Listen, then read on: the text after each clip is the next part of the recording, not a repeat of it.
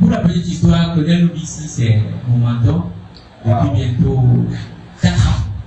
Tout ce qu'on a pu faire aujourd'hui, c'était en partie grâce à lui parce que c'est lui qui a été l'étincelle qui m'a permis de me lancer et le résultat, c'est vous aujourd'hui.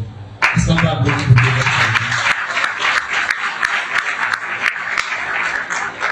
vous? Et surtout, ce qui m'a beaucoup marqué chez toi, Claudel, c'est ta simplicité, ton humilité. Il a dit quoi? Il est humble. Voilà. C'est un nouveau mot que j'ai appris depuis que je suis arrivé. Donc, c'est quelque chose qui m'a beaucoup marqué chez toi. Vous savez, en général, sur les réseaux sociaux, les gens jouent des rôles. Et j'appréhendais beaucoup. Notre première rencontre, c'était à Paris, à l'aéroport de Roissy-Charles de Gaulle. On avait échangé pendant 3 ans, uniquement par téléphone.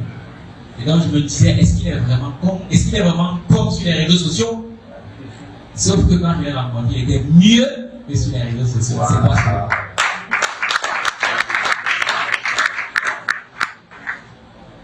Là, ça c'est.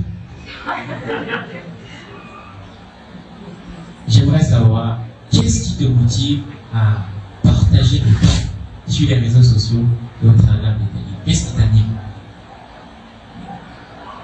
Déjà, c'est un grand privilège pour moi d'être auprès d'aînés qui m'ont beaucoup appris réellement. Le général Thierry Gamel, Eric Alindou avec les GEC, et bien évidemment la milliardaire qui nous inspire tous. Moi, je suis médecin.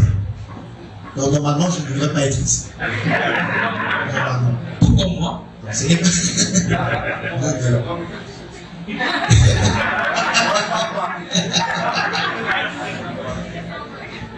sauf que la médecine m'a appris quelque chose d'exceptionnel.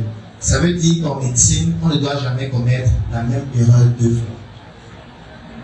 En médecine, il est inadmissible que tu reçoives un patient qui souffre de certains symptômes d'une maladie, il décède, et qu'après, on ait des patients qui ont exactement le même problème et qui décèdent de la même façon.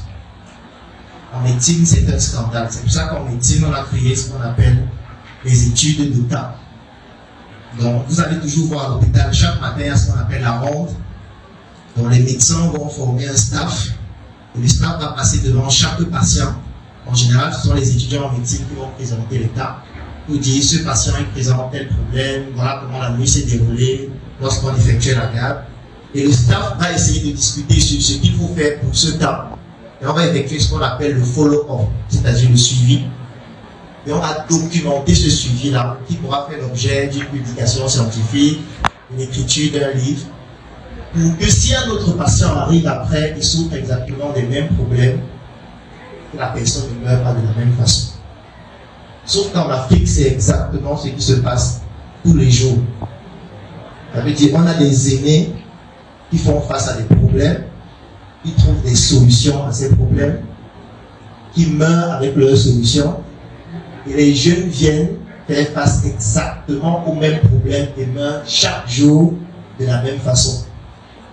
Et moi, je trouvais que c'était un scandale, et je me suis dit, qu'est-ce que je peux faire pour contribuer à ce que ça n'arrive plus, avec la finesse médicale que j'ai, parce que c'est ce que j'ai pu faire en médecine. Donc, quand je suis sorti de la fac de médecine, je me suis dit, tout ce que j'ai comme échec, il ne faudrait pas qu'un autre jeune vive la même chose. Donc, à chaque fois que je faisais face à un échec, je me disais, il ne faut pas qu'un autre jeune, qui peut-être n'a pas les mêmes prédispositions que moi.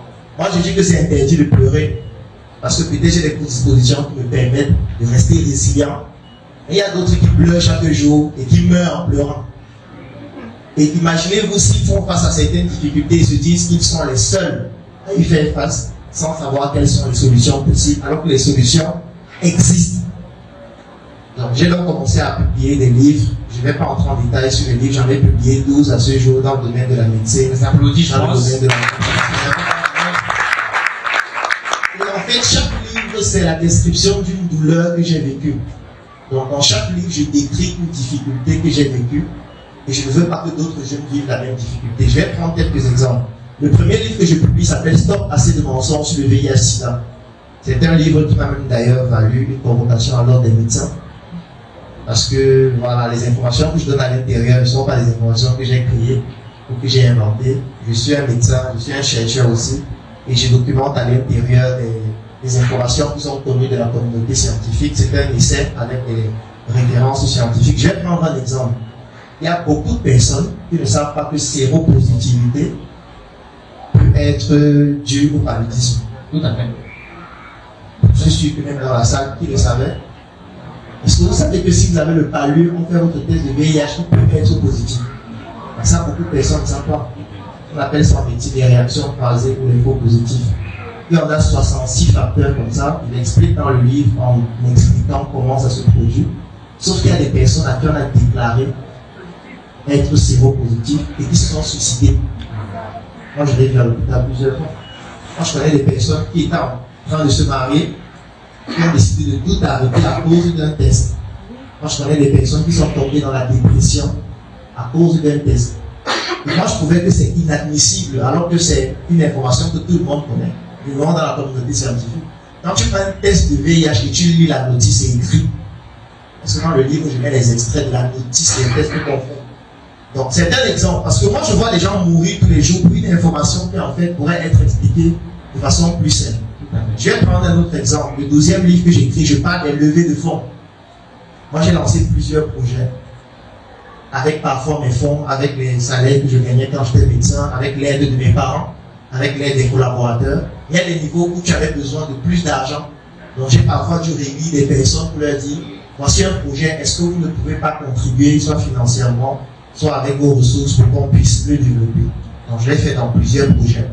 Et dans plusieurs projets, ça s'est très mal passé. Parce que je n'avais peut-être pas la compétence qu'il fallait à cette époque. J'avais peut-être beaucoup de lacunes, même émotionnelles, parce que l'argent, c'est beaucoup émotionnel aussi. Je suis sûr qu'il y a beaucoup de personnes ici. Si on leur donne 50 millions, on devient fou la semaine qui va suivre. Parce que c'est ça. Parce qu'en fait, ça vient, l'argent avec une énergie tellement forte au point où si vous n'êtes pas préparé émotionnellement, vous ne pouvez pas. Donc moi, j'ai fait face à ça tellement de fois. Je ne vais pas entrer en détail sur les montants, mais c'est beaucoup. Et je me suis dit, il ne faut pas qu'un autre jeune se dise que oui, je vais aussi réunir les gens, vendre l'argent, faire les projets et devenir fou dans 2 semaines. Donc je publie ce livre pour leur dire, vous voulez lever des fonds, c'est possible. Voici ce que j'ai fait. Voilà ce qui n'a pas fonctionné. Je ne veux pas que vous puissiez commettre la même erreur que moi j'ai fait dans le livre. Dans le livre, c'est pas parce que je veux gagner de l'argent, même si j'en ai vendu plusieurs, près de 50 000 exemplaires à ce jour. Mais c'est parce que je veux partager le peu que je connais et montrer aux autres que c'est possible. Même les vidéos que je fais sur Internet, c'est parce que je me dis, voici une difficulté. Peut-être si je dois écrire un livre, ça peut prendre trop de temps. Donc, je peux faire une vidéo où j'explique. Et si ça peut inspirer quelqu'un, que ça m'inspire. S'il estime que c'est parce que j'ai 800 idées par seconde que je suis fou, d'accord? Si même les métaphores, on ne les comprend plus, ça montre à quel point on doit tous aller à l'école à nous. Merci beaucoup, René. Et puis, puisqu'on est pris par le temps, et j'aimerais laisser le soin aux personnes qui ont pris de leur temps pour nous écouter, de poser une question à chacun d'entre vous. Une question, on en prendra 4. Moi, j'aurais une dernière question, et j'aimerais que chacun d'entre vous réponde en 2 minutes. Donc, Odette, puisque tu as le micro, c'est la lecture. Quel a été l'impact de la lecture dans ta vie à 2 minutes? La lecture, en fait, m'a permis de découvrir des gens que je ne pourrais jamais rencontrer physiquement. La sénatrice est là. Je ne la connaissais pas avant. Mais grâce à son livre, je peux connaître son histoire et m'en inspirer.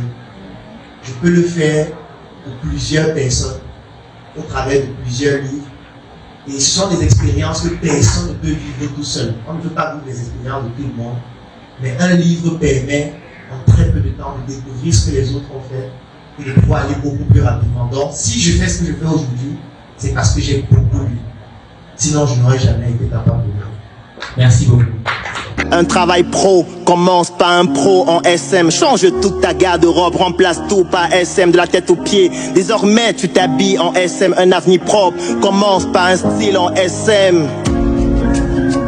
Par un style en SM.